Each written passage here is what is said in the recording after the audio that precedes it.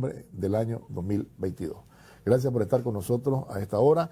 Hoy tendremos en el estudio como invitado al doctor Wilfredo Navarro, directivo de la Asamblea Nacional, diputado del FSLN ante el Parlamento Nacional, y conversaremos con él sobre diversos tópicos que tienen que ver con la vida nacional, sobre todo con lo acontecido ayer, ¿verdad?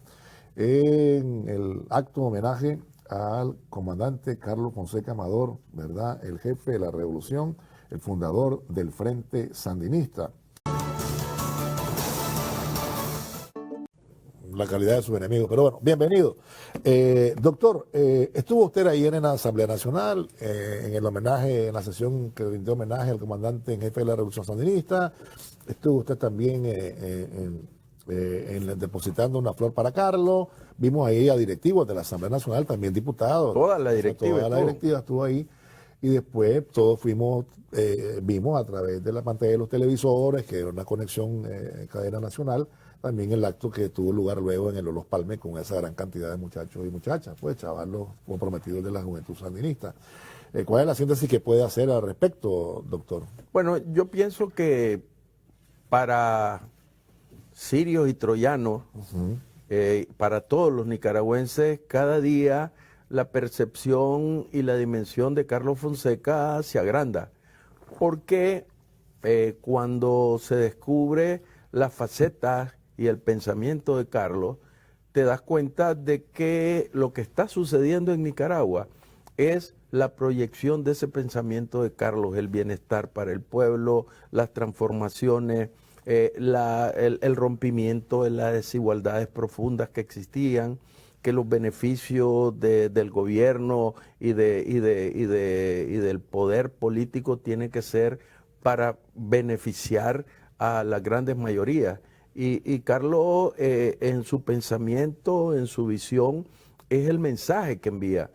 Y querrámoslo o no, este país va caminando, se va desarrollando bajo esas directrices, bajo esas guías que ayer la compañera Rosario decía que a Carlos no hay que recordarlo, hay que vivirlo, porque realmente Carlos está viviendo en las obras que está realizando nuestro gobierno. Cuando hace uno una regresión, una introspectiva para ver hacia atrás, te das cuenta de las transformaciones que han habido en el país.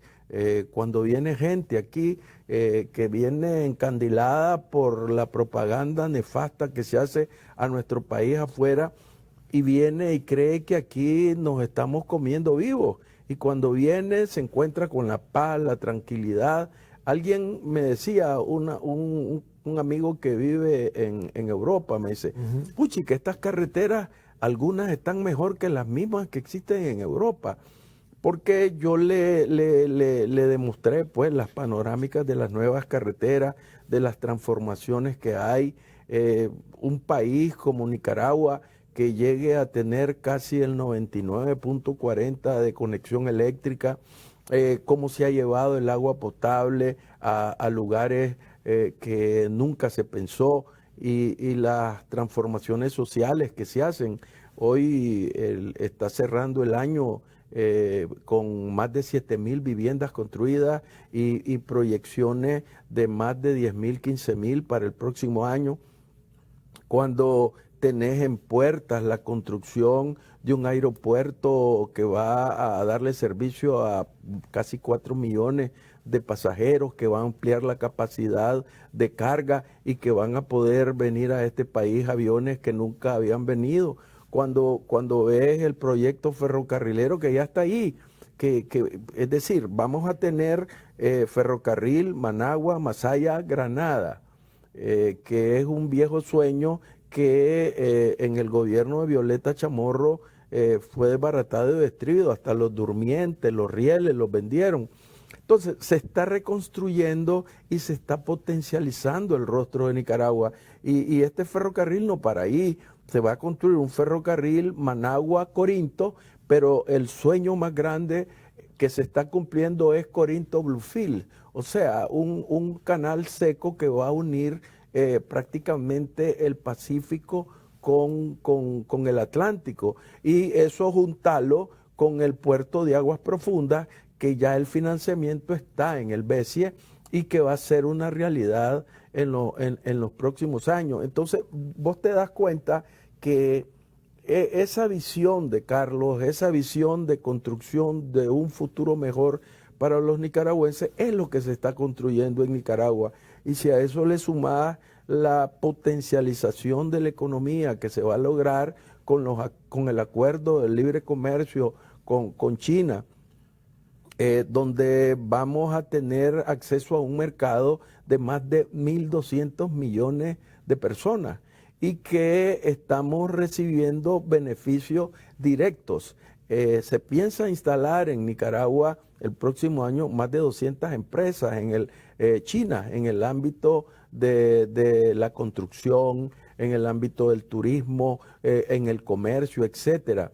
Y el Tratado de Libre Comercio con China es un tratado que va a transformar la economía nicaragüense. Estamos hablando solo en los próximos años de más de 1.000 millones de dólares en exportaciones y esto va a ir creciendo. Y lo más importante con el Tratado de Libre Comercio de China es que no solo se fortalece la relación comercial, el intercambio comercial, sino la voluntad de fortalecer la capacidad tecnológica de Nicaragua, que nos va a permitir transformar nuestras materias primas en un producto terminado que deja una mayor rentabilidad al país y que supera las capacidades de nuestros trabajadores, porque va a haber una capacitación permanente. Ya hay acuerdos con INATEC para ir capacitando a nuestra gente, porque para construir todas esas obras que están allí ya listas, necesitamos capacitar a nuestra gente y vamos a necesitar mucha mano de obra. Oía a un dirigente sindical que por la dimensión de todas estas obras, muchos nicaragüenses van a regresar a Nicaragua porque habrán más oportunidades de trabajo para ellos. Entonces, volviendo al inicio de la conversación, pues se está haciendo y se está cumpliendo lo que Carlos quería para Nicaragua, y esto es como un río, una fuente que va corriendo, va corriendo, va corriendo, y en la medida que va corriendo se va agrandando el desarrollo y el progreso para los nicaragüenses. Bueno, yo creo que somos el único país en Centroamérica que, a pesar de las crisis, que a pesar de los problemas, estamos aumentando los salarios a nuestros trabajadores.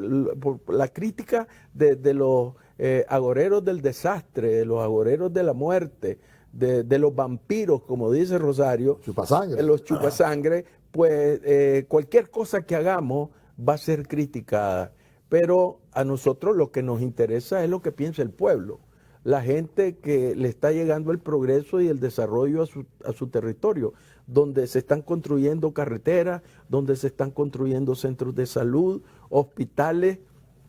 Se está tratando de tener en los departamentos un centro para el tratamiento de las enfermedades renales, de diálisis. Por ejemplo, en Chinandega, se me viene a la mente ahorita, se está construyendo un centro para tratamiento de diálisis y problemas renales, que va a tener más de 100 sillas para tratamiento y que van a darle atención a más de 1.800 personas, pacientes, en una semana. Eso era algo que no se pensaba. Aquí, para que un nicaragüense pudiera hacerse una diálisis, tenía que ir fuera de Nicaragua, y ahora estamos haciéndolo en todos los departamentos. Igual con el tema del cáncer.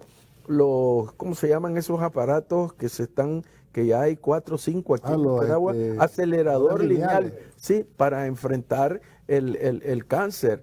Las vacunaciones que se están haciendo en estos momentos con las niñas para enfrentar el cáncer cervicuterino. Es decir, mira, si vos te pones a hacer un inventario de la diferencia que hay a partir del 2006 con lo que está ahora, es monumental. Más de 20 hospitales, centros de salud en todos los municipios, Hay lugares donde llegan las madres embarazadas antes de tener su parto y son atendidas previo al parto y para que estén sus familiares. O sea, yo pienso que cada día hay algo nuevo que se está haciendo por Nicaragua y eso está fundamentado en el ideario y el pensamiento de Carlos Fonseca. Hombre, te iba a preguntar, a propósito, luego volvemos a Carlos y al acto y lo que decía el comandante. Ha estado en la Asamblea durante muchos años. Ha sabido cómo funcionaban antes las cosas, ¿no? El presupuesto nunca llegaba en tiempo y forma, porque tiene que llegar el 15 de octubre, así es, ¿no? Sí. Por ley. Siempre era atrasado y yo recuerdo que muchas veces se tenía que trabajar con el presupuesto del año vencido mientras hasta 3 meses. Hasta 3 meses, ¿verdad? Sí. Para que llegara el otro. Bueno, todos hemos visto ahora que las cosas se podían y que antes las prioridades eran otras, Wilfredo. Es decir, no había una prioridad, digamos, para la salud, para la educación.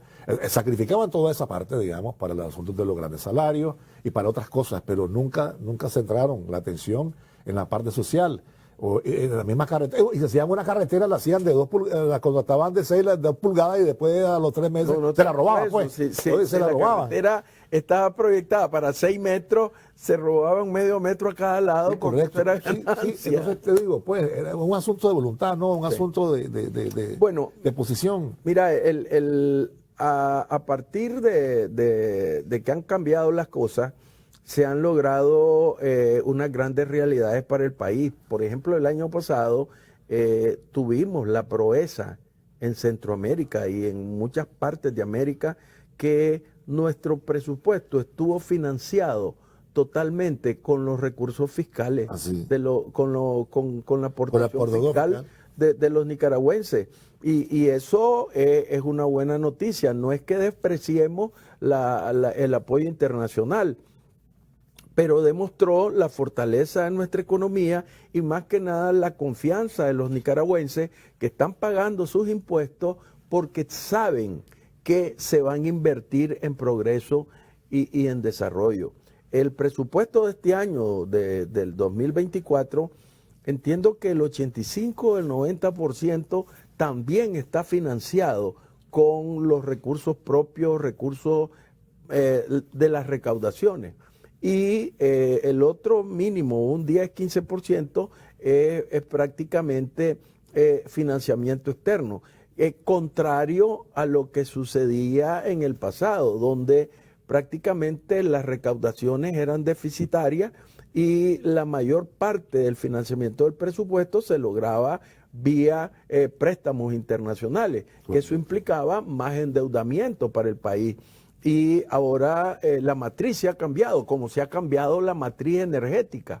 Aquí antes el 70%, casi el 80% era la generación de energía era con petróleo. Ahora es al revés, ahora hay energía solar, eólica, hidroeléctrica, con biomasa, etcétera, etcétera, que provoca que prácticamente un 25 o un 30% sea importación de petróleo. Y todo eso es en beneficio del país, son logros, ahorros que se revierten en más progreso y más desarrollo para Nicaragua. El presupuesto de 2024, ayer terminó la consulta en la Asamblea Nacional. Estamos trabajando ya en la elaboración del informe y creemos que el presupuesto lo vamos a tener listo ya para ser discutido y aprobado en la próxima semana. Igualmente, el TLC con China, que es una prioridad, ya fue introducido la propuesta del Ejecutivo.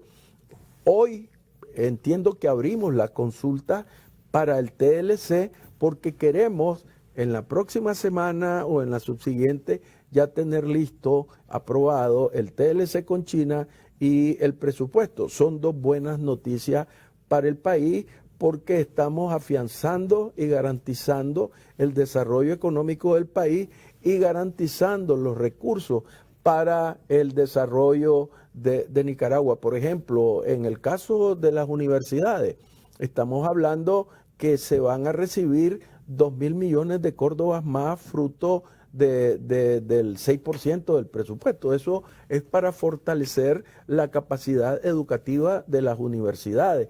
Se van a dar, aparecen 1.000 millones de Córdoba para las asignaciones a los municipios. Eso se transforma en mayor capacidad de las municipalidades para generar desarrollo, para generar progreso para el país. Claro, también esto tiene que ver con la voluntad del gobierno del presidente Ortega, ¿verdad? La compañera Rosario, pero también del gabinete económico, pues que dirige el comandante, pues obviamente, la compañera. Y recuerdo que cuando llegaron la primera vez los funcionarios del gobierno sandinista, usted era la Comisión Económica. Y no lo hizo en plan de burla, lo hizo más bien en plan de avance. Y dijo, hombre, ahora son negritos, ¿verdad? Ahora los negritos estamos en el poder. Y es cierto. Y es cierto, porque antes los chelitos, ¿para qué servía? Para cobrar $10,000. Sí, por ejemplo, había un funcionario que ganaba $10,000. Y entonces... Y pues... No, aquel que cobraba 27 por reducir la pobreza. Bueno, pues sí, la pobreza de él, ¿verdad? Pero la realidad es que el gobierno, Daniel y Rosario, se han rodeado de gente que tiene gran capacidad técnica, pero que tienen una gran voluntad de servicio, tanto el Banco Central, el Ministerio de Hacienda, el Ministerio del MEFCA y todos los ministerios que tienen que ver con la proyección del progreso, del desarrollo, de la mejoría de las grandes mayorías, pues están rodeados de hombres y mujeres, porque hay que destacarlo. Claro. Ahora las mujeres ocupan un rol fundamental en el diseño de la estrategia económica y de garantía de la seguridad pública. Vos ves ahora en los ministerios mujeres rectoreando ministerios sensibles para el país, con políticas que van orientadas hacia la transformación del agro, hacia la transformación del turismo comercial.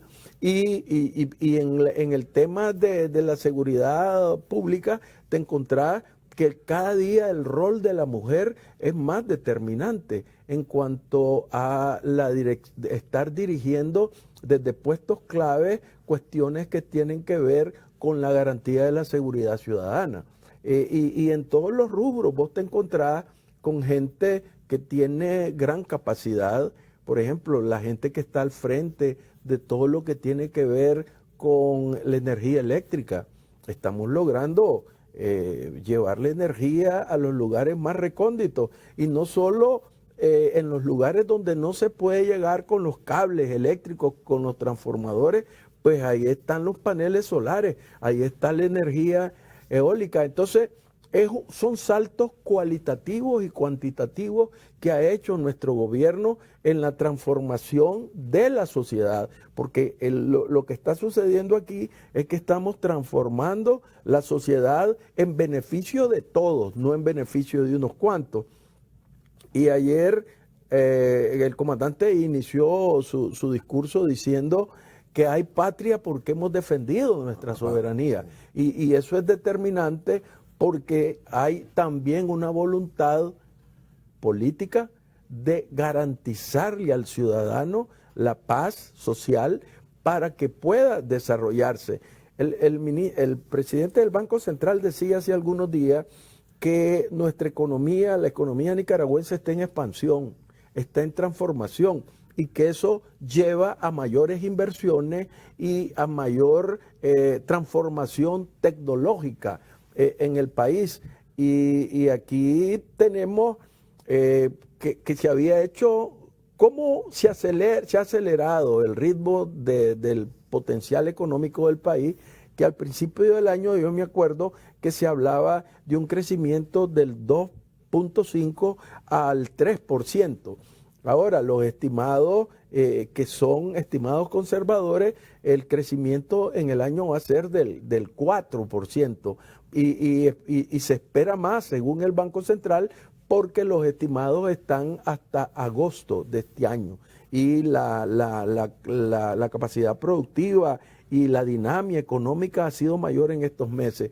Y la proyección para el 2024 es de 4.5%. Entonces, estamos rescatando los niveles de desarrollo económico y de potencialización de la capacidad de producción de nuestro país a los niveles de antes del fallido golpe.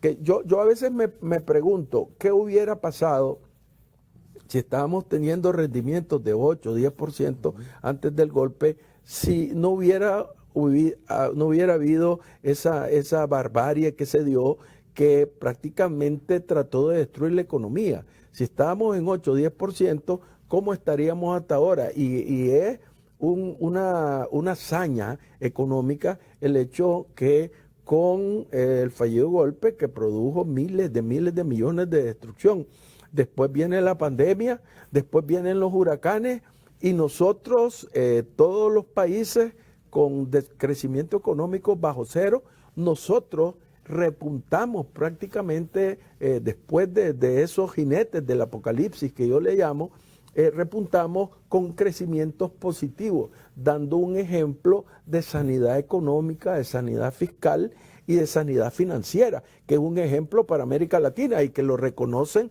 los organismos internacionales, la CEPAD, el Fondo Monetario, el BID, el BESIE, y las buenas noticias están ahí.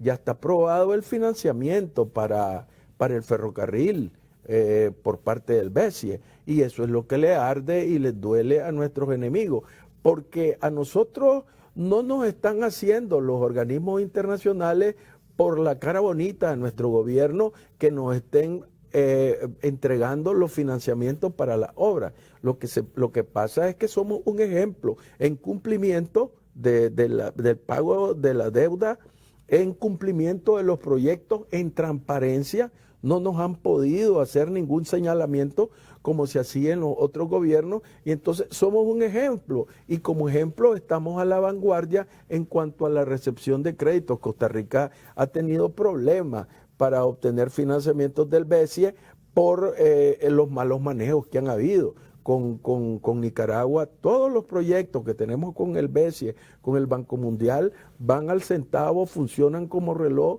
las obras se entregan en tiempo y los pagos son en tiempo. Y entonces eso es parte de nuestra política económica y financiera internacional que nos da la posibilidad de ir recogiendo más fondos para la construcción de obras de gran envergadura. Por ejemplo, el puerto de Aguas Profundas en Bluefield es una obra monumental.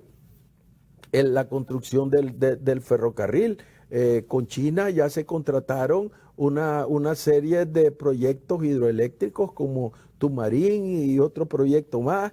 Y la otra cosa, que no es solo nuestra relación con China, porque hemos abierto mercados y relaciones profundas con otros países. Tenemos nuestra relación con Rusia, fraterna, de cooperación, de apoyo y de solidaridad. Hemos abierto un mercado muy interesante e importante con Bielorrusia.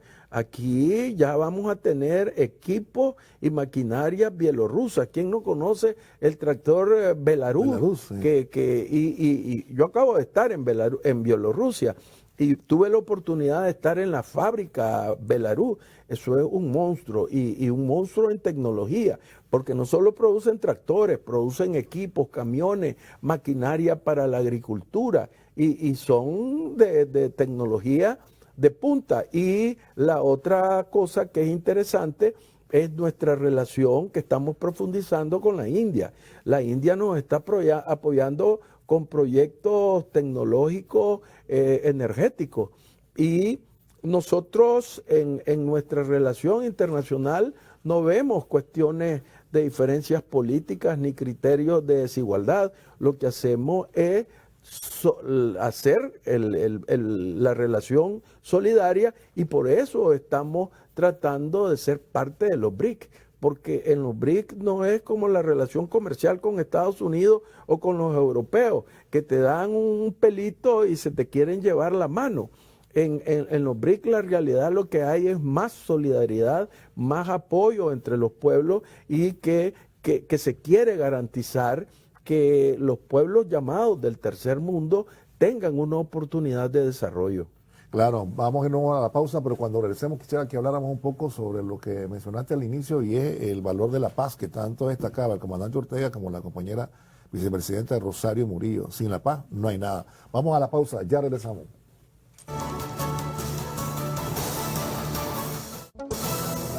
Bien, y ahora vamos de nuevo con el diputado Wilfredo Navarro. Le decía a Wilfredo que el valor de la paz, ¿no? Y lo destacaba el comandante ayer, que hay que defenderla, también la compañera Rosario ha insistido mucho, el valor de la paz para lograr hacer todo esto, porque sin la paz, a propósito también de los asuntos geopolíticos, que después hablaremos de eso que se refirió el comandante, ¿no? Un mundo convulsivo y todo lo demás. El valor de la paz. La paz es sagrada, Wilfredo. Es esencial para el desarrollo. En guerra no podés potencializar la dinámica económica de un país, sino verlo en países en guerra, pues. No, lo que hay es retroceso. Y si algo se ha logrado aquí y que los nicaragüenses hemos aprendido a valorar, es el significado de la paz. Porque la paz nos da la seguridad de la patria, nos da la soberanía. Y si hay algo por lo que se respeta a los nicaragüenses, al pueblo nicaragüense, en el contexto mundial, es precisamente por el rescate de nuestra soberanía. Y muchos se preguntan, ¿cómo un país tan pequeño, con problemas geofísicos, de terremotos y de esto, que permanentemente viene un huracán, etcétera, puede tener una dinámica que puede y que demuestra la dignidad ante los ojos del mundo, reclamando por la soberanía? Y aquí se ha rescatado la soberanía nacional. Nosotros no estamos sujetos a la voluntad como en el pasado del imperio. Aquí, como decía el comandante Ortega, aquí los ingleses nos quisieron robar el 30% de nuestro territorio en la costa Caribe. Los norteamericanos prácticamente impusieron un presidente, Walker, aquí. Y Daniel lo decía ayer, que no era a espaldas del gobierno de Estados Unidos, la imposición del gobierno de Walker aquí, porque fue reconocido por el presidente de los Estados Unidos y fue potencializado y apoyado. Entonces, esas situaciones ya no se dan aquí. Aquí Estados Unidos destituyó presidentes solo por el hecho de que estaban negociando la construcción del canal interoceánico con Japón y con Europa. El caso de Zelaya, por eso se volaron a Zelaya. Y por eso impusieron las intervenciones en el país. Y los gobiernos lo que hacían era ser regentes de la voluntad política de los Estados Unidos. Eso no sucede ahora. Y por eso es que se produce ese escozor. Porque en los organismos internacionales nosotros no nos dejamos joder. Y ahí la OEA estaba alineada para hacerle daño a Nicaragua. Y entonces dijimos, nos vamos de la OEA. Y ahora, ayer vi un mamotreto que se hizo en la OEA. Aunque no estemos, ahí están pendientes de nosotros. Y hay un paraguayo, un uruguayo ahí que no conoce la historia de Nicaragua, no conoce la valentía del pueblo nicaragüense, y estaba clamando, no vamos a dejar solos a los nicaragüenses. Pero al final de cuentas dice, bueno, pero esta OEA ¿para qué sirve? Dice. Un país como Nicaragua nos vulgarea, nos dice que se va, nos tira la puerta y nosotros no hacemos nada. Pero eso es la realidad, porque la OEA no representa el sentir de los pueblos americanos, representa el sentir y la voluntad de Norteamérica. Y entonces nosotros no vamos a estar sujetos a esa voluntad. Y el planteamiento de nuestro gobierno, y por eso es de dignidad, soberanía y la construcción de la paz. Y la paz es fundamental. Si no estuviéramos en paz, no pudiéramos construir obras de envergadura como el puerto de aguas profundas, como la carretera costanera que se me había quedado fuera, que ya están los fondos del BESIE y que provocaron escozor en los vampiros, en los chupasangre, que comenzaron a decir que es que aquí habíamos, yo no sé, todo cuando algo le sale positivo a Nicaragua es que lo compramos. Y ahí el presidente del BESIE dice que lo habíamos que lo habíamos comprado, que se había vendido, que se había entregado, pero la realidad es que nosotros somos ejemplo de cumplimiento en todos los sentidos, nacional e internacionalmente, y por eso es que tenemos el reconocimiento internacional. Entonces, el elemento fundamental aquí que los nicaragüenses tenemos que garantizar y defender a toda costa es esa paz que nos ha costado mucha sangre, mucho sacrificio y que estamos lográndola con el esfuerzo y el consenso de todos. Y ayer me dio una gran satisfacción ver a ese montón de jóvenes acompañando al comandante y a Rosario, cómo están comprometidos con este proyecto de desarrollo del país. Había una muchacha que habló en la Asamblea Nacional que sí, es ministra de la Juventud, pero qué bien, o sea, es motivo de orgullo oír a esos chavalos cómo se expresan con un pensamiento de avanzada, con una voluntad de seguir en este proyecto relevando la construcción de un futuro mejor para Nicaragua y ver a los jóvenes entusiasmados, comprometidos. Eso te demuestra que vamos por el buen camino y que Nicaragua tiene un futuro de paz, de progreso y de desarrollo. Hubo un mal cálculo de parte de los que quisieron arrebatarle el poder al pueblo, ¿no? De los chupasangre, me gusta ese término. Hubo un mal cálculo, ¿verdad? Y yo creo que se frustran y de ahí vienen todas esas cosas. Es que son yoyos, hermano, son yoyos. Primero, démosle gracias a Dios que son yoyos, porque solo son yo. Si vos ves a los chamorrini, si vos ves al negrito ese Maradiaga, que son yoyos, y vos oís lo que dicen en público y lo que después le llegan a decir a sus sicarios, es totalmente diferente, burlándose de los otros. Y eso es bueno, porque no pudieron ni van a poder, porque en su corazón no llevan un buen sentimiento, todo es un sentimiento de odio, de venganza, de desquite. En su ser no hay perdón, y todo lo contrario con lo que se está haciendo aquí. Aquí la mejor forma de lograr la paz es con el perdón y con la reconciliación. Y eso se logra siendo un gobierno para todos. Y ese es un ejemplo para el mundo también. Aquí en Nicaragua los beneficios no se le están dando, los beneficios del desarrollo y del progreso no se le están dando solo a los militantes o a los sandinistas. El progreso llega para todos. Una calle no discrimina. Esta calle vamos a pasarla por donde los sandinistas y los otros que se queden sin nada. La calle pasa para beneficios de todos porque todos somos nicaragüenses. La energía eléctrica llega a todos lados. Las viviendas que estaban hablando que solo eran para los sandinistas. Yo estoy viendo un montón de gente que no es sandinista, que están siendo beneficiadas con la compra de su casa, pero no solamente eso, sino con los subsidios para obtener más barata su casa y la cuestión del agua potable. En el presupuesto hay una partida muy interesante que es la que se refiere a los subsidios. Subsidios para la energía eléctrica, subsidios para el agua, subsidios para las personas de la tercera edad. Ahí no va a discriminar. Cuando vos vas a obtener un subsidio o un beneficio, no te preguntan de dónde venís, el beneficio es para todos. Y eso es una parte de la reconciliación y de la unidad que debe lograrse con el pueblo. Por eso es que encontrás gente que no son sandinistas y que te dicen, hombre, si yo estoy mejor que antes, aquí los beneficios están llegándonos a todos. Y no hay una forma para garantizar la paz que haciéndole el bien en beneficio de todos.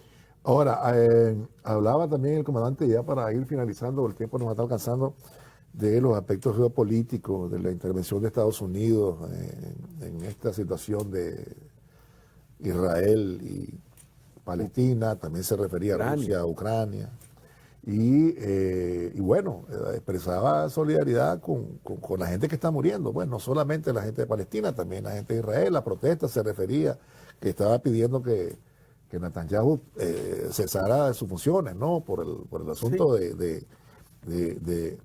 de esa situación que se presentó hace ya un mes, un poco más, y hablaba de esos intereses, ¿no? Y que vos me decías al comienzo, usted me decía al comienzo, el que gana más aquí es Estados Unidos, ¿no? No, es que, mira, la guerra es un instrumento de negocio y más que nada en las guerras proxy.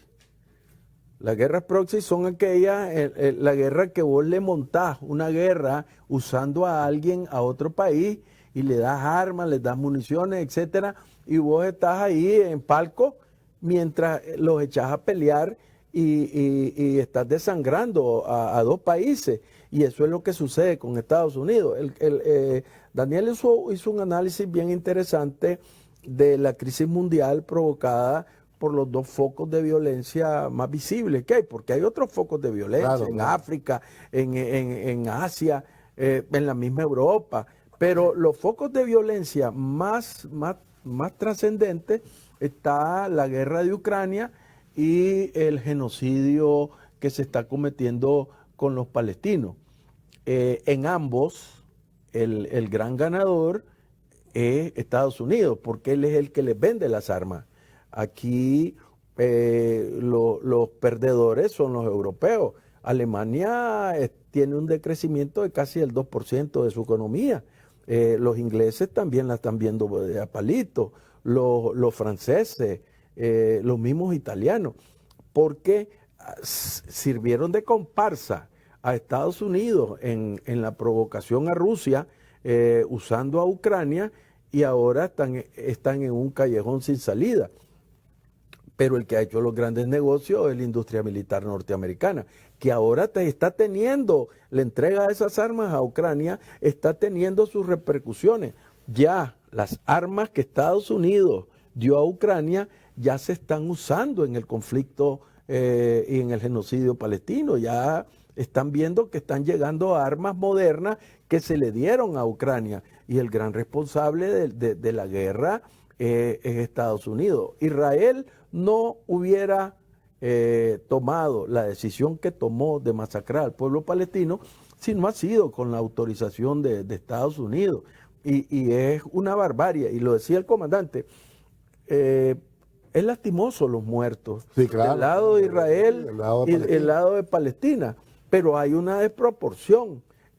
A lo que se pretende ahora es el exterminio del pueblo palestino. sí. Son más de 12.000 muertos, De los cuales la mitad niños. niños y mujeres. Hay 30.000 heridos, han destruido hospitales, mezquitas. O sea, no se justifica ese tipo de reacción, porque en el trasfondo de la causa del conflicto palestino está en la ocupación de 45, 46 años de Israel, la barbarie, la masacre. Si no es la primera vez que masacran al pueblo palestino. En el 48, creo, hubo otra masacre. Y lo más importante es que aquí están pendientes de los crímenes que supuestamente comete Rusia en la guerra con Ucrania.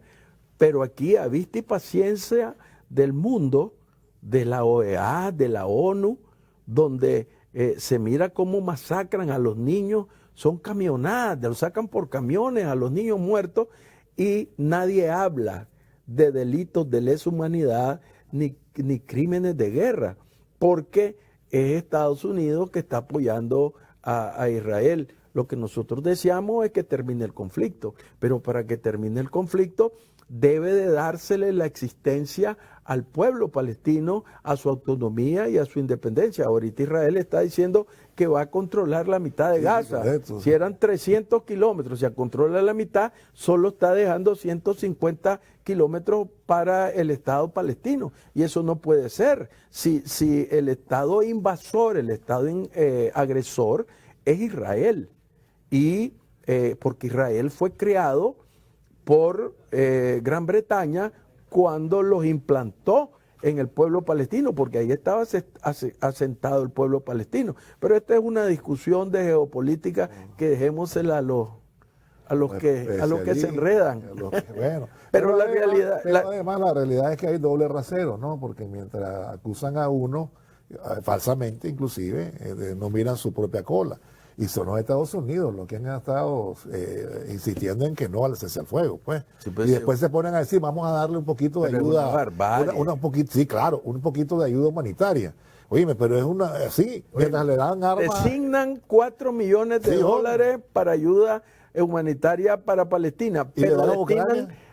bueno, Ucrania 10.000, Sí, sí, 100.000. A los israelitas le mandaron 10.000 millones ya. Sí, correcto. Entonces, armas y todo. Oíme, es que es una barbaridad, pero bueno. Bueno, y hasta ya han llegado que critican a Rusia, pero no critican al ministro de Netanyahu, que dice que aquí se acaba todo, pongámosle una bomba atómica a los palestinos. Lo dijo. Y no lo criticaron ni lo señalan de genocida.